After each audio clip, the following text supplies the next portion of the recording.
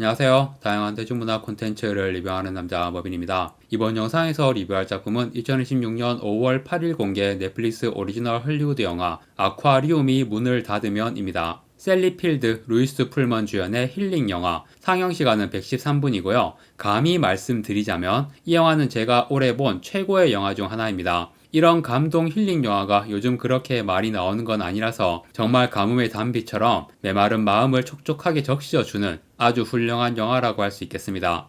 제목이나 포스터를 보고 예상한 것과는 내용이 좀 달랐어요. 저는 마지막 반전이 굉장히 놀라웠는데, 그런데 저와 달리 영화를 보다가 마지막 반전을 눈치를 채는 사람이 많을 것 같아요. 복선이나 단서가 여기저기 많이 뿌려져 있거든요. 제가 다시 한번 느꼈지만 저는 영화 내용 예측을 잘 못하는 것 같습니다. 그게 좋은 걸 수도 있죠. 반전은 눈치를 못 채야 재밌으니까. 이 영화의 메시지 중 하나가 인간이라는 존재는 이런저런 감정과 상황에 휘둘리면서 정작 중요한 것을 보지 못한다. 눈앞에 뻔히 보이는 진실을 알아채지 못한다. 그런 메시지를 담고 있거든요. 이 영화의 배경은 수족관이고 수족관에 마셀러스라는 이름의 늙은 문어가 있습니다. 영화 중간중간에 계속 마셀러스의 나레이션이 나오는 거죠. 알프레드 몰리나가 목소리 연기를 했고요. 마셀러스는 현자 같은 존재, 뭔가 초자연적인 그런 능력이 아니고 굉장히 지능이 높고 관찰력과 통찰력이 뛰어납니다. 그래서 그냥 뻔히 진실이 보이는 거예요. 그런데 인간 주인공들은 그걸 못 보고 있으니까 엄청 답답해 하는 거죠.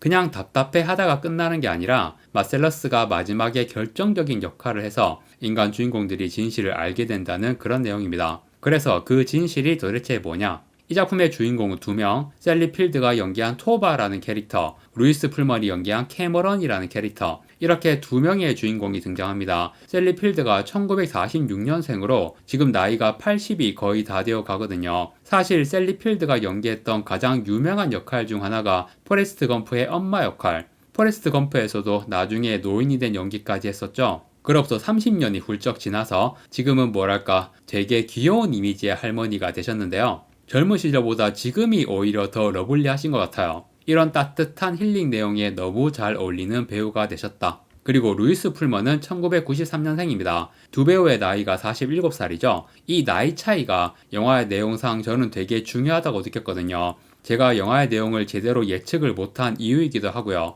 처음에 저는 이 두 주인공을 보고 되게 뻔한 내용을 예상했죠. 두 사람의 사연이 나오는데 토바는 아들을 사고로 잃었어요. 그리고 캐머런은 최근에 엄마가 죽었습니다. 그래서 두 주인공이 서로의 상실을 보듬어주고 결핍을 채워주는 관계, 일종의 대안적 모자 관계로 지내게 되는 그런 내용을 상상했거든요. 당연히 중간까지는 그런 관계처럼 그려집니다. 하지만 이 영화는 그런 뻔한 내용에만 머무는 게 아니라 더 감동적인 반전을 숨겨두고 있었다. 두 주인공의 상황을 더 자세하게 말씀드리면요. 토바는 가족이 없이 혼자 살고 있습니다. 원래 남편과 아들이 있었는데 남편은 병으로 죽었고 에릭이라는 이름의 아들은 그보다 훨씬 전에 아마 고등학교를 갓 졸업한 시기쯤이었을 거예요. 굉장히 젊은 나이에 죽었습니다. 배를 타고 바다에 나갔다가 사고로 죽었어요. 그런데 사고가 있기 전에 토바와 좀 갈등이 있었던 거죠. 그런데 그다지 대수롭지 않은 갈등, 에릭이 뭔가 비밀이 있는 것 같아서 그걸 캐묻다가 말싸움이 난 그 정도의 갈등이었는데 그 직후에 사고가 나서 에릭이 죽었으니까 토바는 자기 책임같이 느끼는 거죠.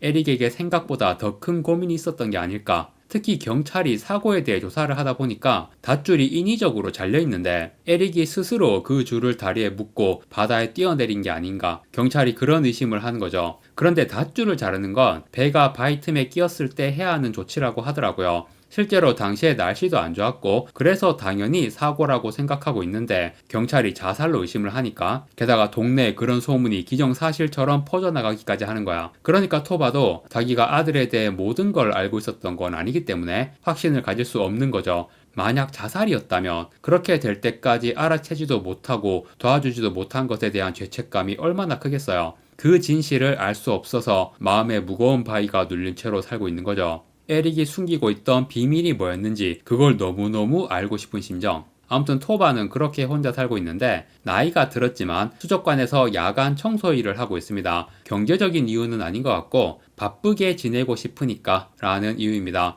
뭐 대충 어떤 마음인지는 짐작이 가죠. 그리고 주기적으로 만나서 어울리는 친구들도 있는데요. 그럼에도 가족이 없이 집에서 혼자 지내는 게 점점 마음이 힘들어지는 거예요. 그래서 집을 팔고 양로원인지 실버타운인지 거기로 들어가려고 하는 겁니다.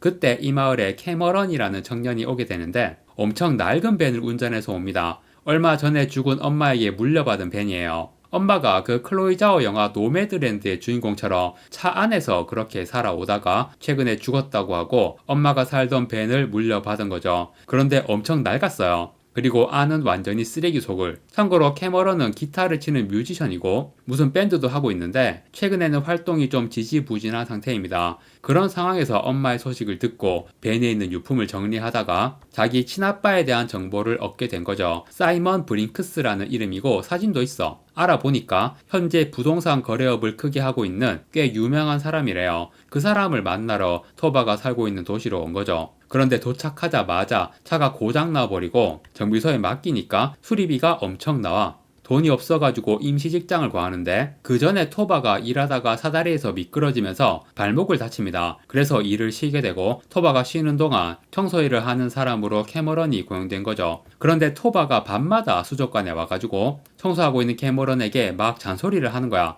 청소를 제대로 해야지. 막 그러면서 청소 요령 알려주고 그렇게 둘이 티격태격 하는 거를 마셀러스라는 문어가 빤히 지켜보죠. 마셀러스는 놀라운 관찰력과 통찰력으로 두 사람이 무슨 관계인지 알아챕니다. 아무튼 그렇게 티격태격 하다가 두 사람은 가까워지고 여러 가지 일들을 겪게 되는데요. 이선이라는 동네 슈퍼마켓 주인이 토바를 좋아하고 있어요. 그런데 이선하고 캐머런이 음악적인 취향이 맞아서 의기투합을 하고 그래서 이선에 대한 중요한 사실들을 캐머런이 토바에게 얘기해 주기도 하고요. 그리고 캐머런도 마을에서 에이버리라는 여자를 만나게 되는데 캐머런이 우물쭈물하고 있으니까 토바가 에이버리한테 전화를 걸어서 캐머런 대신 데이트 신청을 해주기도 합니다. 뭐 그런 훈훈하고 재밌는 내용들이 나오죠. 그런데 캐머런과 에이버리가 데이트를 한 후 에이버리의 집에 가게 되는데 알고 보니 에이버리가 아들이 있는 싱글맘이었던 거야. 캐머런이 갑자기 충격을 받은 것처럼 황급히 떠나버리거든요. 데이트 상대에게 아들이 있었다는 사실에 충격받은 게 아니고 자기 어린 시절하고 죽은 엄마 생각이 나서 못 견디고 그 자리를 떠난 거였죠.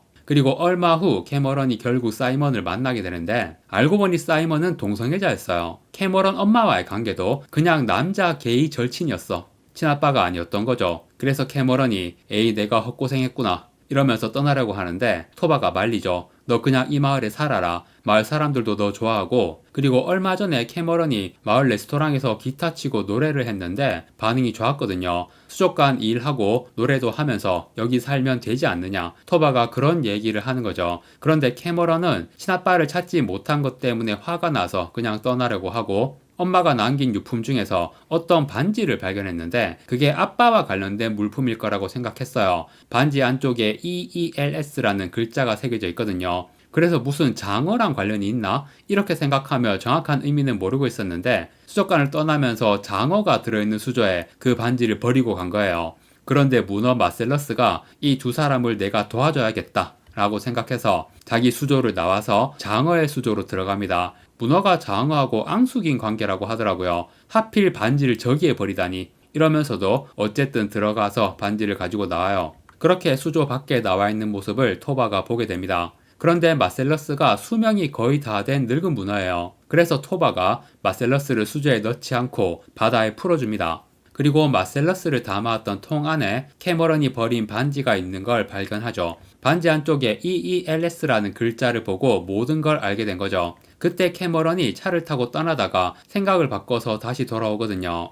토바가 캐머런에게 자기 아들 이름이 에릭 언스트 린드그렌 설리번이었다고 말해줍니다. 반지에 새겨진 이니셜이 토바의 아들인 에릭의 이름이었고 즉 에릭이 캐머런의 아빠인 거죠. 토바는 캐머런의 할머니. 제가 처음에 두 배우의 나이 얘기를 했잖아요. 엄마로 보기에는 너무 멀고 할머니로 보기에는 애매하게 가까운 나이라서 그래서 제가 이 내용을 잘 예측을 못했던 것 같아요. 아무튼 서로 손자이고 할머니라는 걸 알게 된 이 장면이 두 배우의 연기가 너무 좋더라고요. 그리고 요즘 넷플릭스 외국 작품들 한국어 더빙이 거의 들어가 있던데 이 장면을 제가 더빙으로도 봤거든요. 더빙 성우분들도 목소리 연기가 정말 기가 막히더라고요. 너무 감동적인 장면이었습니다. 그리고 두 사람의 관계를 알게 된과 동시에 마셀러스가 이 모든 사실을 진작부터 알고 있었고 마지막에 장어 수조에서 반지를 꺼내서 도와줬다는 사실까지 알게 되어서 두 사람이 놀라는 내용까지 나오고요.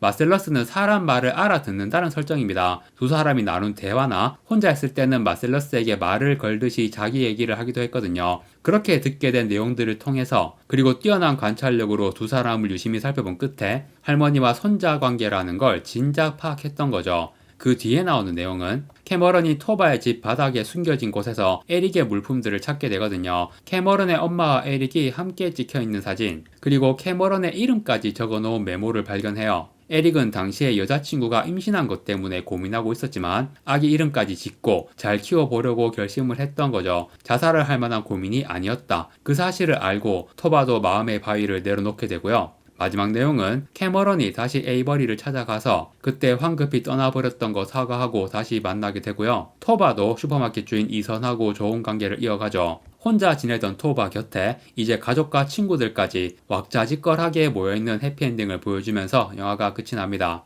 와, 진짜 영화가 너무 좋습니다. 정말 강력 추천하는 영화고요. 지금 우리나라 넷플릭스 탑10 순위에도 없던데 입소문 나서 정말 많은 분들이 보셨으면 좋겠습니다. 메마른 마음에 촉촉하게 단비를 뿌려주는 최고의 감동 힐링 영화 아쿠아리움이 문을 닫으면을 리뷰해 보았고요. 이번 영상 여기까지 하고 마무리하겠습니다. 구독과 좋아요 부탁드립니다. 시청해주셔서 감사합니다.